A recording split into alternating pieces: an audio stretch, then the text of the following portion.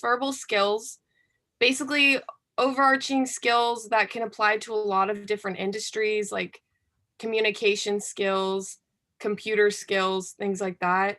Um, and they're really beneficial, especially at this age, because a lot of people are saying, well, I can't apply for this job. I don't have experience doing that. But that's where you can take skills that you've developed from past experiences and kind of apply them to these new experiences and then transfer them that way.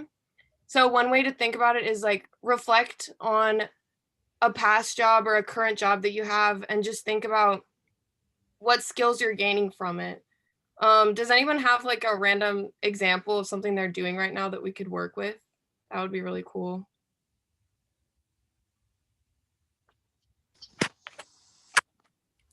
For myself, for example, I'm volunteering for a professor to conduct interviews about food choices.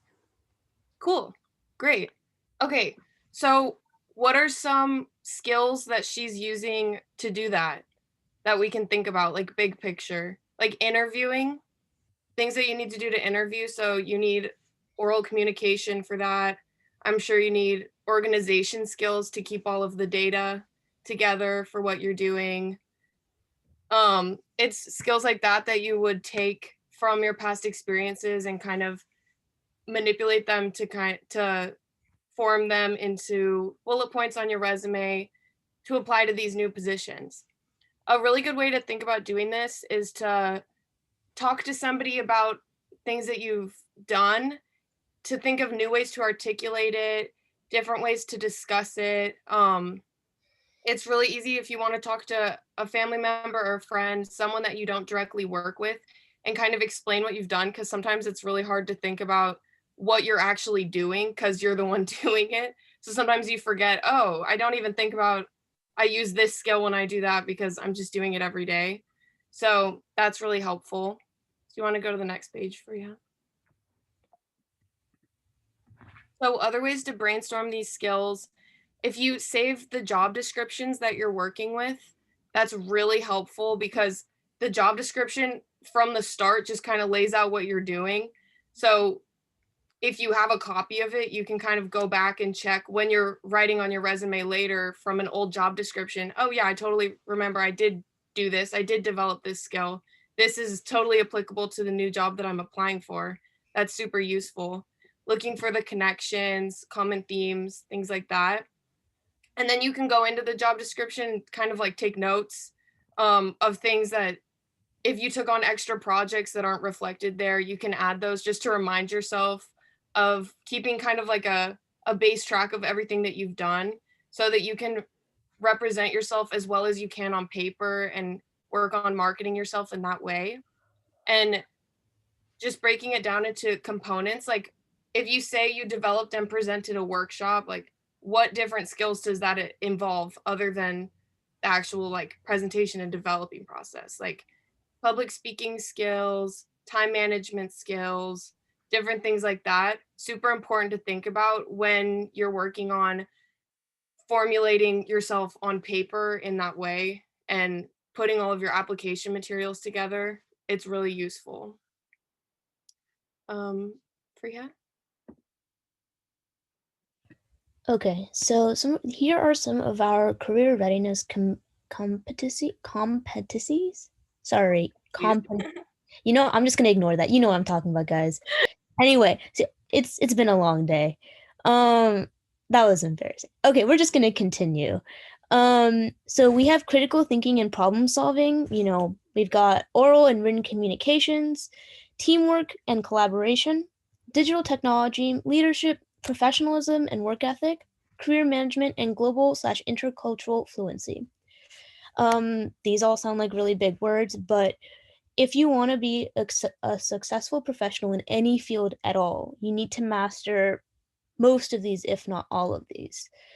And again, these are pretty complicated sounding, but it's pretty simple. So to take some advice, to dig deeper into some of these ideas, I'm not going to say that word again.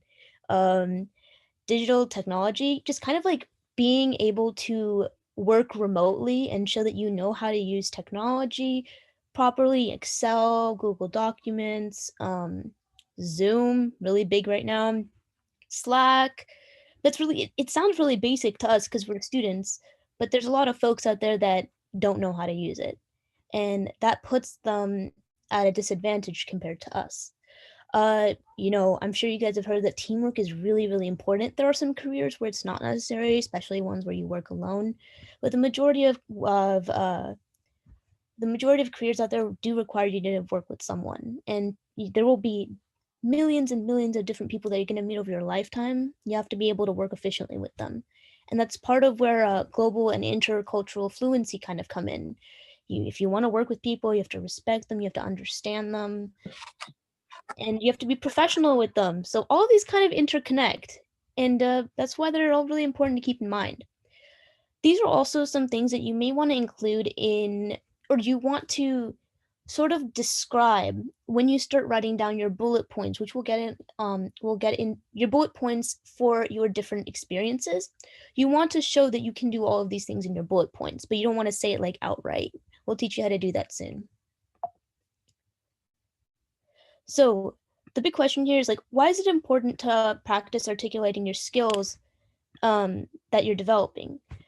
The reason it's super important is because the point of a resume is not to get you a job, it is to get you an interview.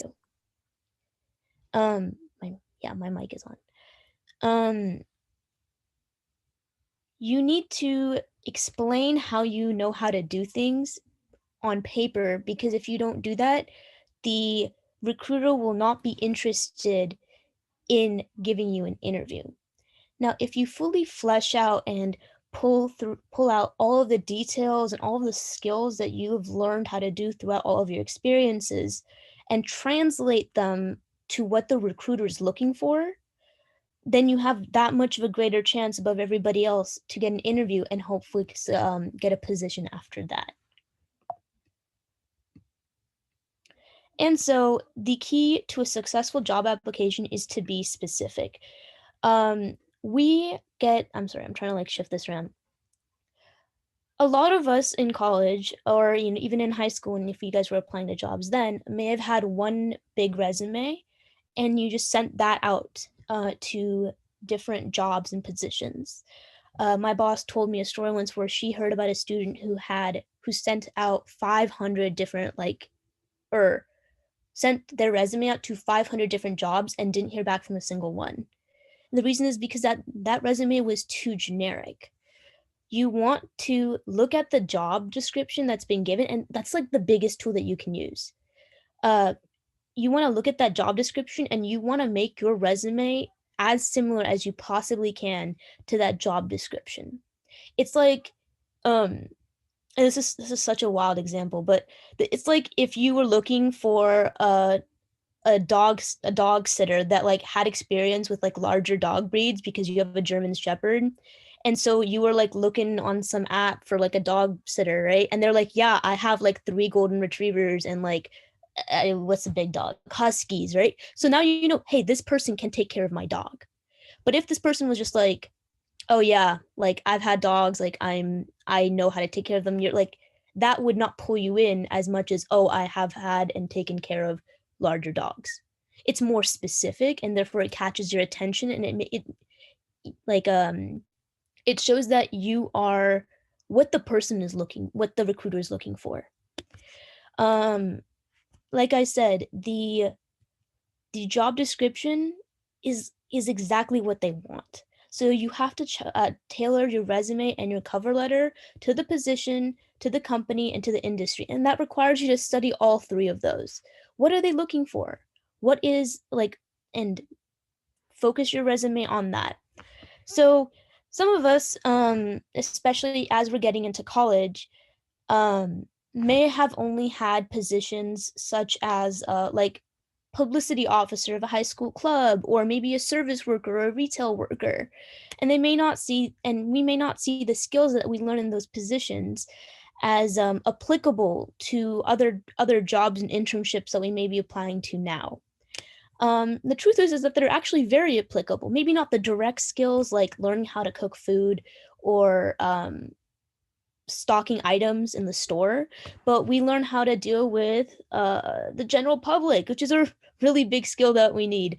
You learn how to work with your coworkers, how to manage money, how to, even if it's a high school club, like how to like lead other people. It's a small thing, but as you continue to gain more and more experience, like you really need that foundation of whatever you did in your early years. Um, you're doing this one, right, Serena? Yes. Great. So let's talk about resumes specifically.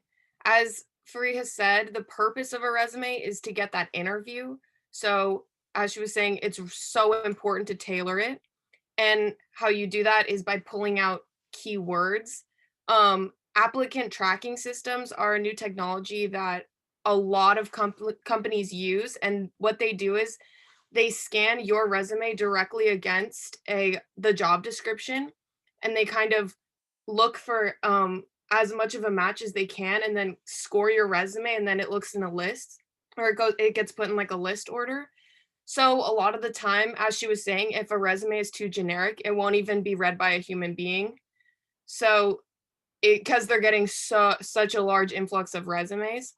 So it's really important to pull out those keywords, those phrases, use the language of the job description, and make sure that you have all of those requirements met and shown on that resume in a very readable way. And the function is just showing your professional experience, showing your skills and qualifications, showing that you have experience, even if it's not direct, and that you're able to adapt and grow in that way because you have like that foundation of skills that are like the transferable skills. So there are a lot of different components of a resume, and I just want to give a little heads up. There's no perfect resume out there. There's a lot of there are a lot of different thoughts about what a perfect resume would be. What we're giving you today is what the Career Center at our school has formulated based on what they find successful for, like based on research and their experience. What you need to have is your contact information, which is like your email and your phone number, an education section, because right now at our age, the fact that we are pursuing a degree is one of our biggest qualifications and accomplishments, and what employers are really looking for right now, and your experience section. And experience can fall, so many different things can fall under experience. It doesn't need to be paid work. A lot of people feel like, oh, well, I've never had a job before, so I can't put anything. You can, you don't need to specify if your work was paid or unpaid. You can include volunteer work, relevant projects that you've done in school, um, relevant coursework, extracurriculars, and then you can also include certifications, honors and awards, things like that. Um, and then a lot of people have a skills section that they like to include, which we'll talk a little bit more about that later. But there's a lot of leeway in the extra things that you add to buff up your resume. What you need is your contact info, your education, and your experience. And there are a lot of different ways to do this.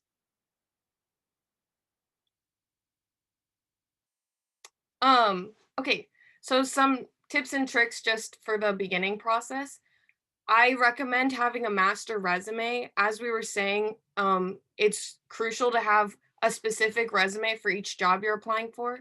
So a master resume is basically, it's just for you. It can be as long as you want it to be. It lists all of your different experiences that you've had. I like to list my experiences that I've had, and then different bullet points explaining the exact same experience, but highlighting different skills, because different jobs ask for different skills. And so there are just different ways to word it so that you highlight different things that you've learned. It's super useful to just go, if you have a master resume, when you're creating that new resume for a new job application, to just look at it, find what applies best, and pull from that. It's so helpful. Some people use LinkedIn, which clearly, if you use LinkedIn, you wouldn't have like a bunch of different descriptions in the same one, just to have a compilation of like all of their different experiences. If you have a LinkedIn and it's like well filled out and it looks professional, you can totally put that in your header. Just make sure that it does look professional. And yeah, as we were saying, make a resume that's tailored. Read the reading the job description. Like Freya was saying, your job description is your best friend. It's telling you exactly what they want in an applicant. So it's really helpful to just go through it like you're taking notes in class. Just circle like, oh, this is a skill I have. Let me do that. Looking at the job description, marking it up, finding their language, researching the company, finding their mission statement and their values. It really helps adding certain nuances to the wording of the resume. It's really helpful in the cover letter, to show like I'm interested in this, not only this job, but this specific job at this company because your values really resonate me because of this. It helps show your personality a little bit to the employer, your background, and it shows that you are interested enough to put the effort in to really look into their business and that industry. Yes. So here are a few resume samples. Um, just from the start, I want to mention you probably noticed that they look a little bit boring. They're kind of basic. A lot of people like to use templates or Canva to create a resume, but as I was saying, the applicant tracking systems, they don't really read that formatting very well, so that could actually be detrimental to your chances of getting hired for that. Resumes aren't really meant to be visually exciting. They're more meant to just convey your experiences and have it be in a very professional formatting so that it's as legible as possible for the employer because they're looking through so many different resumes. They don't need it to be really colorful and fun to look at. They just want to be able to read the bullet points quickly and just be like, okay, they have these qualifications. Color also doesn't really work with applicant tracking systems. Columns, as you can see in these, the text is balanced across the space horizontally because each resume should theoretically only be a page. Um, when you don't do columns, it uses the space so much more effectively, and the applicant tracking systems read it so much more easily, and the formatting has a much it doesn't get as messed up as with columns. Um, just some other things to point out, the margins are all or I guess this one looks a little funny. The margins should all be equal sized between zero point 0.5 and 1. Um, I I would recommend keeping the font to something professional. Sometimes people like having fun with the fonts, but normally I would stick to a more basic looking font, keeping it at 11, 12 point, really basic. um, but yeah, and also, I would say sometimes people, when they start looking at it, they're like, well, I want to use the template. I don't know how I'm supposed to make it look like this. But if you just sit there with a blank document and you start putting your information there, it's really helpful to right align the dates to keep the spacing more even and use it like as effectively as possible. And when you have like the experience section, you need to include your position title, your organization, and the city and state of that, and the dates that you worked there. So it's really helpful to use like bold one, italicize the other, and keep the other one normal just to differentiate between those without having to do like a separate line for each of them. So playing with formatting in that way is really helpful to keep it as legible as possible. Okay, you can go to the next one. So these are some examples of some headers. Make sure that your name it really stands out. That's super important. And then you just have your contact information, your email, and your phone number. You can include your LinkedIn if you'd like.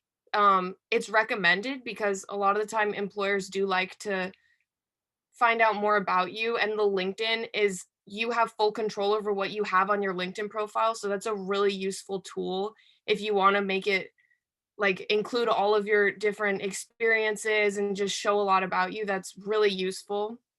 But if you have a LinkedIn and it's not really filled out and it's not really great, I wouldn't really include it because then the employer is going to look and be like, oh, they didn't really think through this very much. They have nothing on here. So I guess that you don't need to put it. That's why it's optional. And your the address, a lot of people like to include their full address. It's not necessary to include your full address. The only time that you can put, I mean, it's fully optional, but sometimes it's helpful to put your city and state if you're applying to a local position, because often recruiters um will want to recruit locally, so it's helpful. You'll have a better chance of getting hired if you show that you live locally, but that's only sometimes, and it's not necessary. I mean, right now we're in a pandemic, so mostly stuff is remote. But yeah, there's no need to have your full address on there. Just city and state is fine.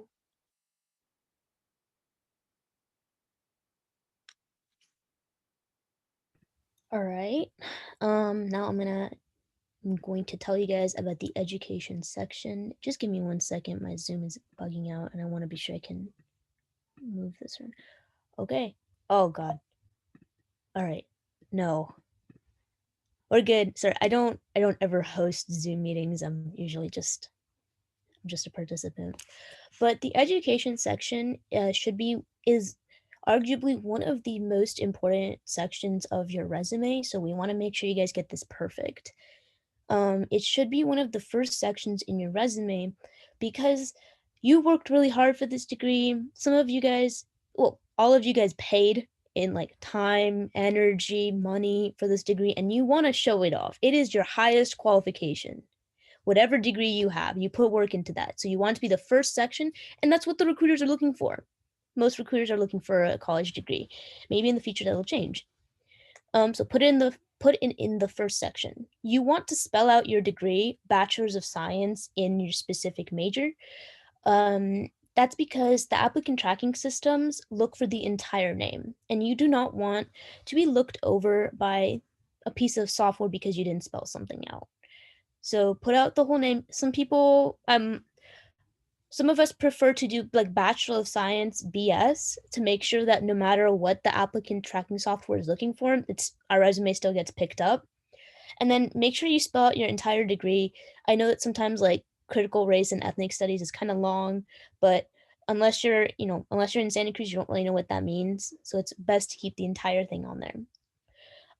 Some people like to, or how about only include your graduation month and year in line with other dates because it doesn't really matter when you start so long as when you finish. There's also no need to say like present if you're still continuing with your degree because the point is this is so that you can also show like you will graduate soon because they know you're probably a college student. Also, spell out the entire name of the school so the applicant tracking software can pick it up. And if you have above a 3.0, you can include your GPA to show it off. I would not recommend putting below a 3.0 on your resume. If you're applying to a position that is directly related to your major, you should definitely actually include your relevant coursework section. So I'm a computer science major, so I would type in like C programming, assembly language, so on and so forth, because perhaps the position that I'm applying for is looking for me taking certain classes or me learning certain programs. This is also really great if you're taking basically any type of upper divs, child psychology, OChem, right? Spell it out, write it in because you took that class and you worked really hard, so you should be proud of it. Give me 1 second. All right. So now we're going to talk about what really counts as experience. Like Serena said earlier, it doesn't have to be paid to count as experience.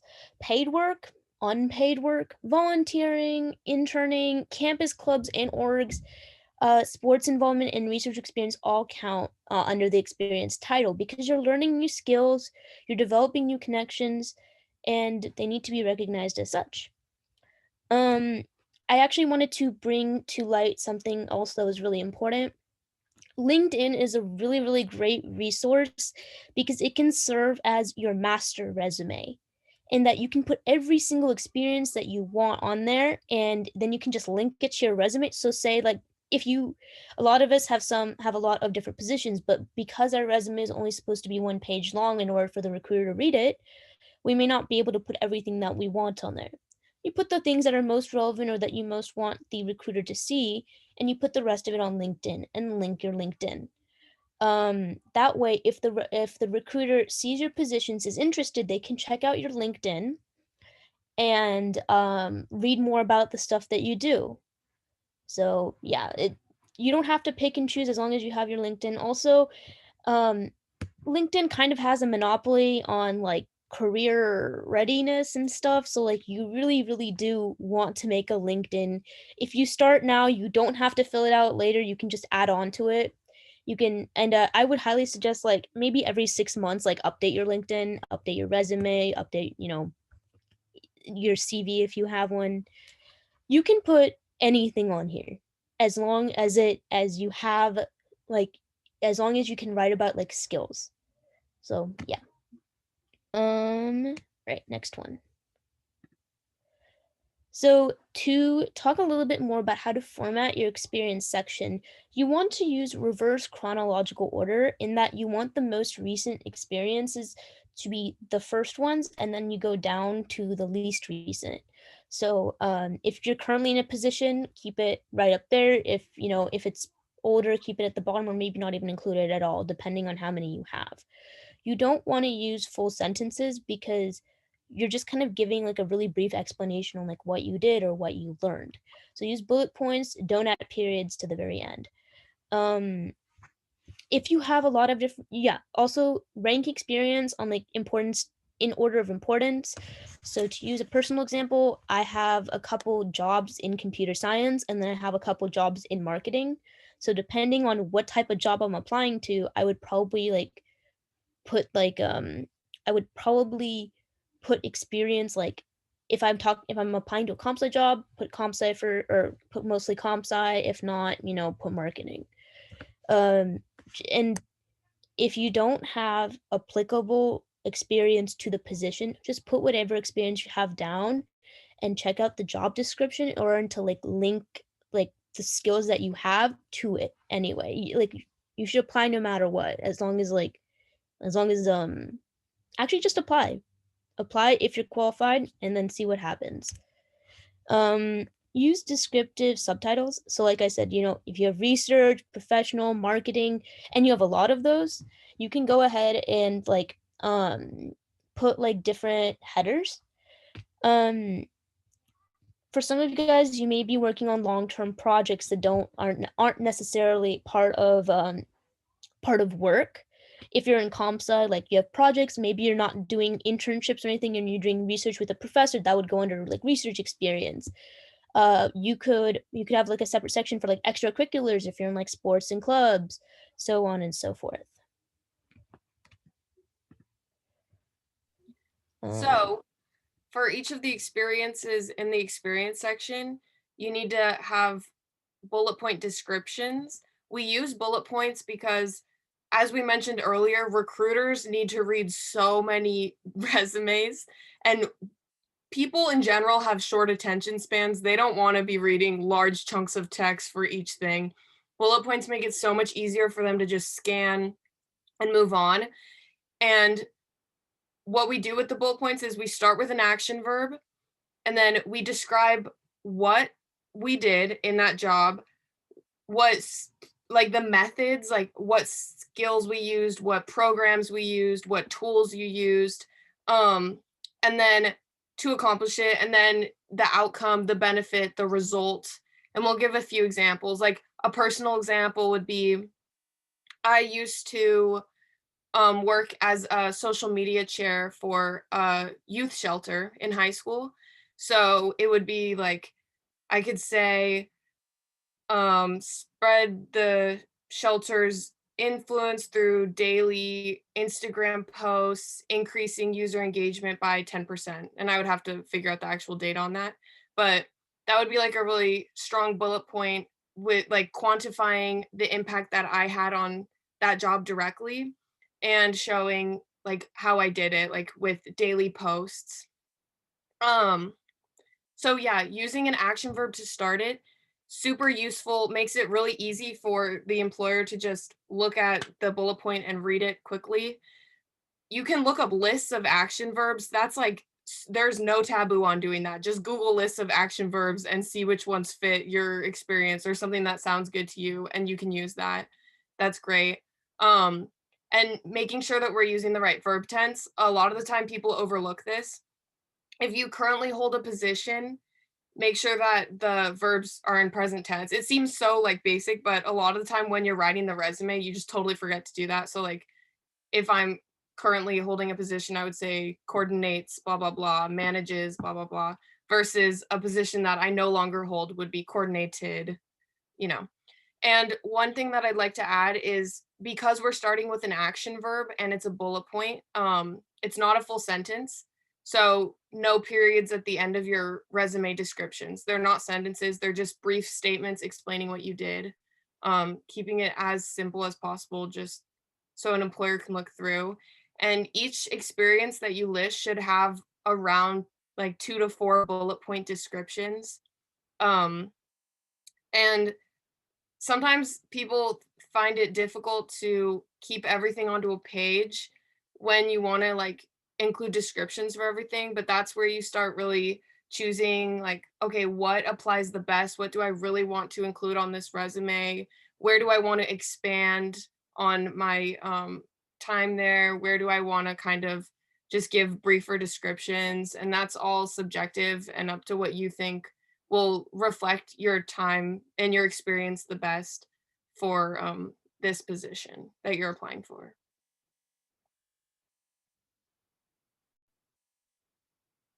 So, as I was saying, you have an action verb and then you describe what you did and the methods. And then it's so useful to include the benefit or result. A lot of people overlook this, but it improves the bullet point so much. It adds detail.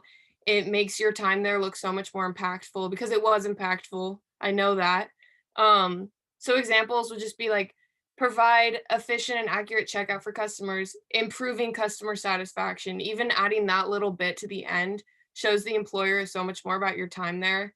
Um, assisted manager with new employee training, using effective communication and leadership skills. And that's basically showing like that would be like the benefit or the result that you use these skills. And this is a way to work into the bullet points, transferable skills and soft skills, which when we go over the skills section, we'll bring that up. But it's really beneficial to include these in the bullet points just to hit one keywords in the job description.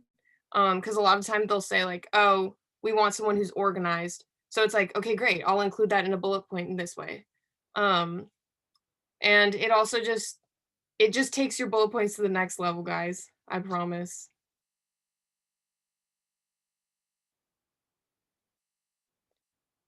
So here are just some more examples. Like led undergraduate small group discussion. That's a good bullet point. It's fine. But what would be even better is to add numbers, quantifying, led 2 undergraduate discussion sections with 25 students each. Suddenly I know so much more about what like this person did. Oh, sorry. Suddenly you have such a better sense of what they did, what they had to handle, the skills that they had to use, balancing all of these different things versus you don't really know anything about what they did when it's just like, oh, sure, you led discussions, but that could be 3 people, which is also still beneficial, still learning things, but it's a different level when you bring the numbers into it. Oh my gosh, that's 50 students, you know?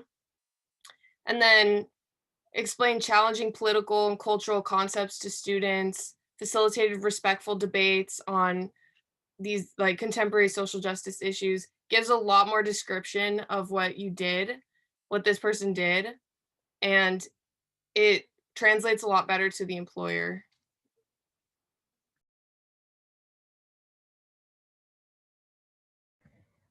I just want to add a couple things that came to mind while Serena was giving her presentation. Um, the easiest way to start your resume is to write down every position that you've ever had, take a break, and then write bullet points for each one, take a break, and then revise them. It took me 3 months to finish my resume because I was so sick of it and I hated doing it. Now all I have to do is update it every 6 months. Like I just add like 3 lines every 6 months. So start it now and you won't have to do it later. So when I was first starting out started writing yeah, I'm unmuted. Okay, cool. So when I was first writing my resume in sophomore year of high school, I was like, I have absolutely no skills. I had nothing because I was 15.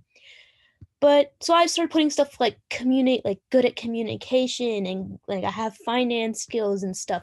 The fact is that saying that I'm a good communicator or a leader means nothing because there's nothing to back that up. And that's why we have experience to back up what we're saying about ourselves. So in your skills section, you want to put hard skills, stuff that is technically measurable. Typing speed, technical skills, database, laboratory skills, certifications, like if you can speak multiple languages, programming languages, if there's any CS majors in here, I get it. You want stuff that you can measure. That's what should go in your skills section. And yeah, it's gonna look a little bit sparse, but we're in college. We're gonna learn a lot more stuff, and you should put it down. So yeah, first, you should not include stuff that technically counts as personality traits. These soft skills, like I said, being creative, being good at teamwork, that's what you should kind of embed or like make an impression of in your bullet points. Because like I said, like saying I know how to program in Python. I know I'm sorry I'm using so many like CS things. I can't think of anything else. But saying that I'm good at programming in Python is something that I can prove, but I can't prove I'm creative. Like in a test, if that makes sense. It's not a testable skill. And so here are some examples of some hard skills. We've got computer skills in the corner. We've got some languages, one language. And then we've got some lab techniques. So I hope this gives kind of like a good idea of what we're looking for in the skill section. And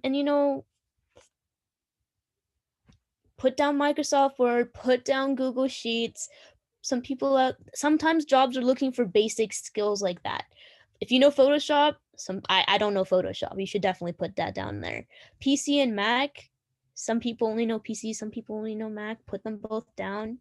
You get it. All right. So now I'll just give a little overview of cover letters. This is mostly like a resume presentation, but cover letters and resumes often go hand in hand. A lot of the time employers request a cover letter. If they say, oh, a cover letter is optional, I highly recommend writing one because a cover letter is basically your opportunity to take your resume and translate it for the employer. You're taking your resume and you're saying, here are my experiences that I've had, and here are why they apply to this position and why it would be beneficial for you to hire me. A lot of the time, people find cover letters very daunting. The first time I wrote a cover letter, I was like, I do not know where to start. We have a lot of resources to help everybody. There's a cover letter guide here that's really helpful, and the peers are here to help if anybody needs extra. Basically, a cover letter, it needs to be tailored by nature. It's impossible to write just a general cover letter. It is you introducing yourself, stating the position that you're applying for and where you heard about it, and then taking your experiences and saying, this is why I like I would be a good fit for this job specifically. It's really helpful to demonstrate in it that you have researched the employer, like mentioning something that they list in their values or if they have a mission statement, the industry, looking at trends in the industry, things like that, super helpful in the resume. It's also, I mean, the cover letter, sorry.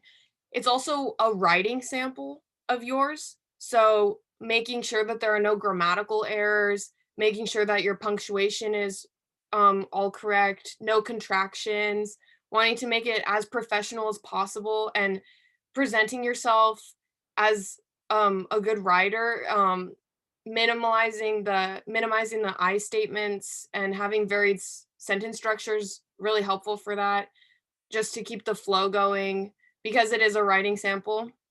Um, as I was saying, yes, and then less than a page. As employers don't want to read a 4-page cover letter. That is so much for them to read. Just keeping it simple and short and giving a good idea of why your experiences are relevant for this job. And also, it's not a personal essay.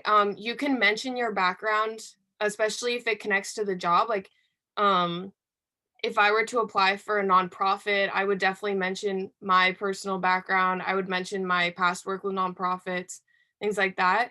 But it's mostly focused on your professional experiences and keeping it in that realm. So not a lot of um, informal language. You can go next. So here's an example of a cover letter. A few things I want to point out. There's the header in the top right corner.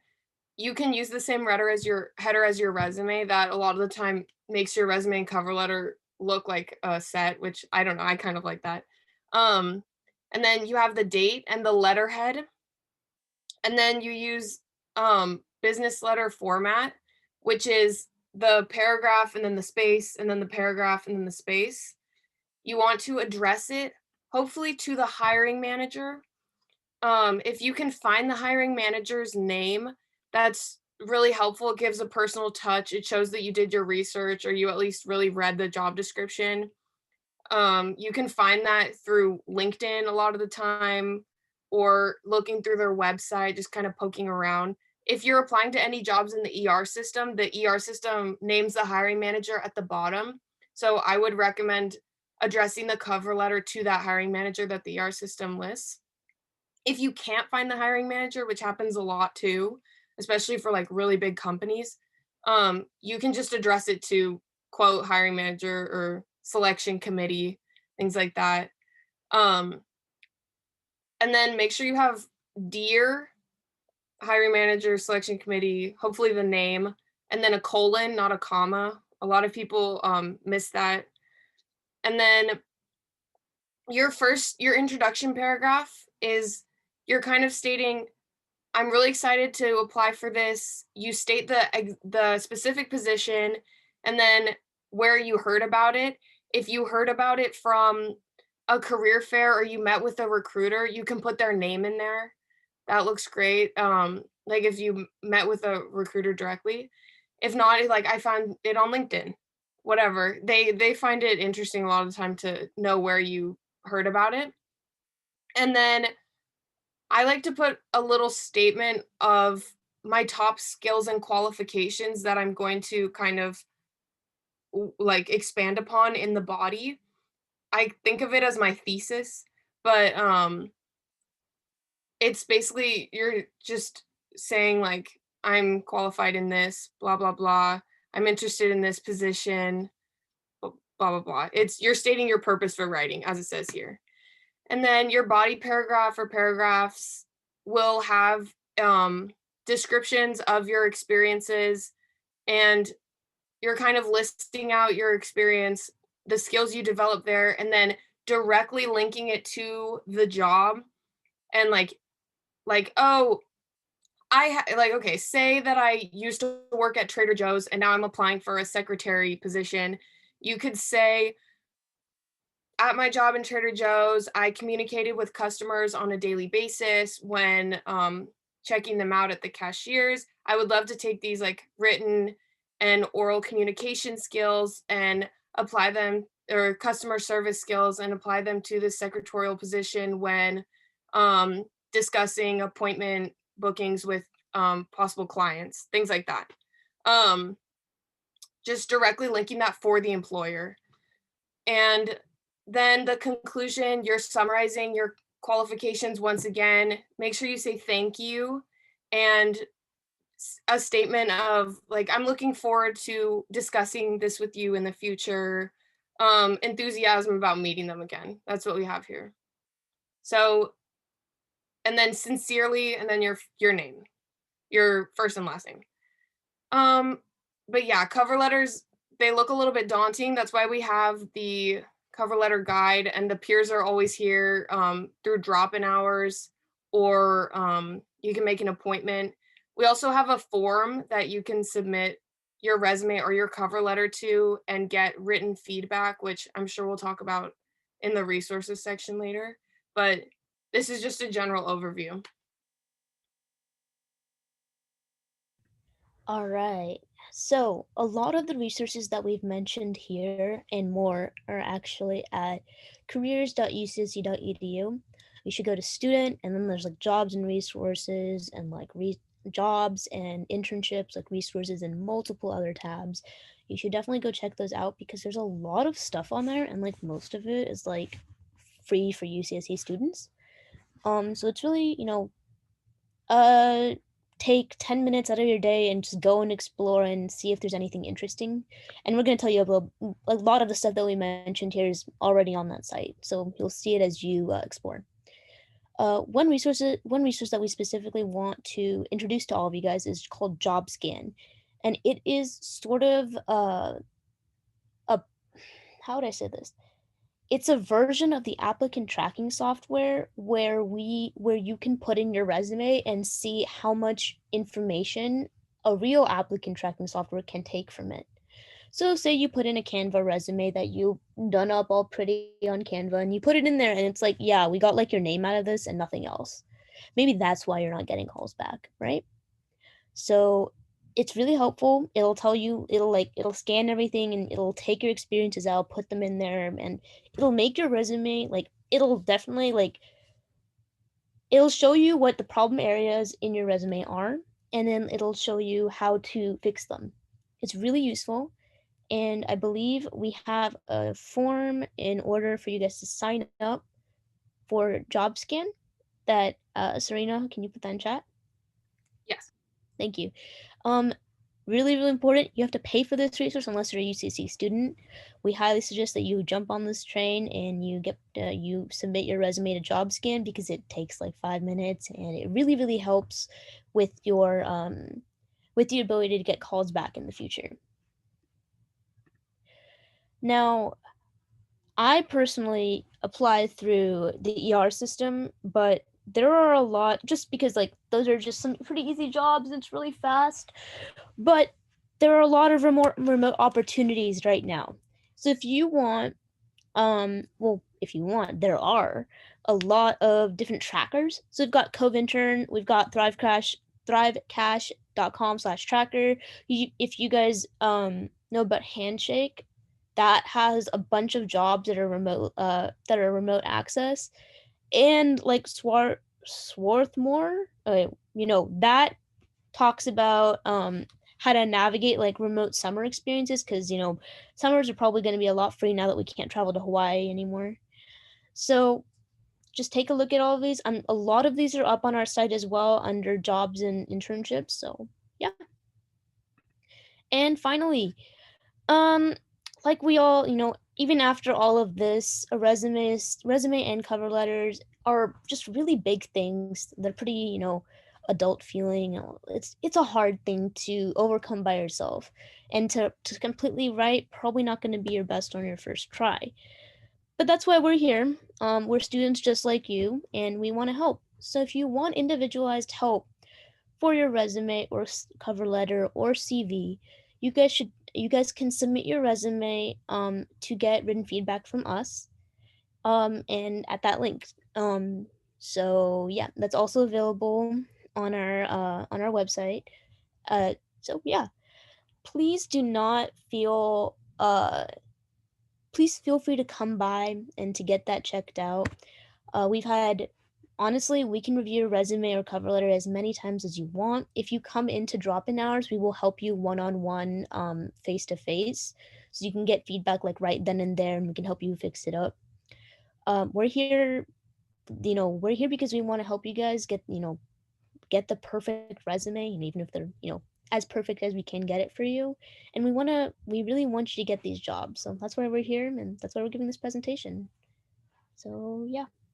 Also, before we open it up for questions, could everybody please fill out that form that I sent? It's just your name and email just to check into the meeting.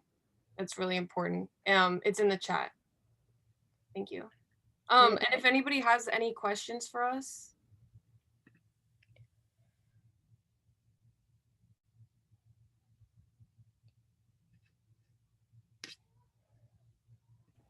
And if Bridges, if you want to like private message your mentors, we can also answer or ask the question as well.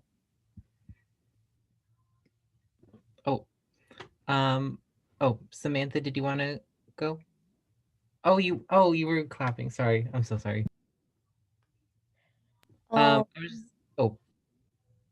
No, please continue, Ian. I was actually just gonna say, like, could we all give them a warm virtual round of applause for their presentation?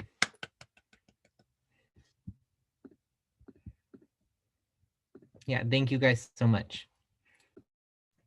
I just wanted to let you guys know about, I actually do not ever use Grammarly. I haven't written an essay in over 2 years.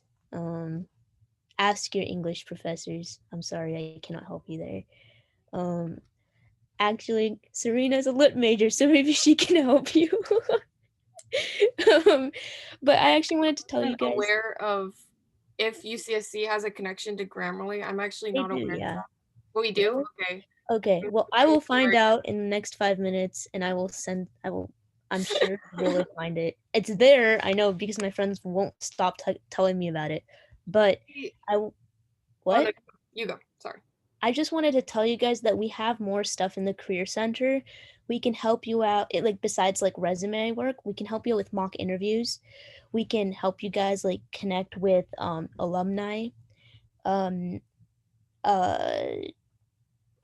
If you want to talk about maybe potentially choosing a major or choosing a career path, we can help you with getting even grad school. So if there's older students in here, we can help you with pretty much all of that. Like, we're not just for resumes and cover letters.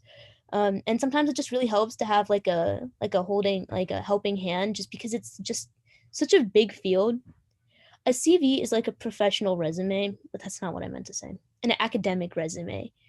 Serena, would you like to answer that question?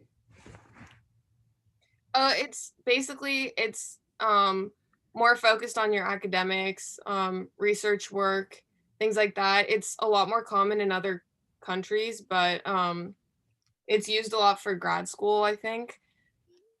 Main differences are can be longer than a page. It can be as long as you want it to be. And it includes, it's heavily focused on academics. Those are the main differences. So like TA positions, research, if you've attended any conferences, if you've presented at any conferences, stuff like that. Yeah. I think that's pretty much all we have to add. Thank you guys for listening. Sorry for the technical issues. But I was really glad that I was able to be here and that we could help you guys out with this with all of this info. Yeah, thank you so much. If there aren't any last questions, just make sure you guys fill out that form marking your attendance, and come visit us in the Career Center. We are here to help you, and we know it's a stressful process, but we want to make it as simple as possible. Thank you guys so much again for presenting, Serena and Faraya. Any last minute questions, you guys should send them in the chat right now. And in the moment, we'll be transitioning into our breakout rooms where we will be talking about professionalism and some other aspects of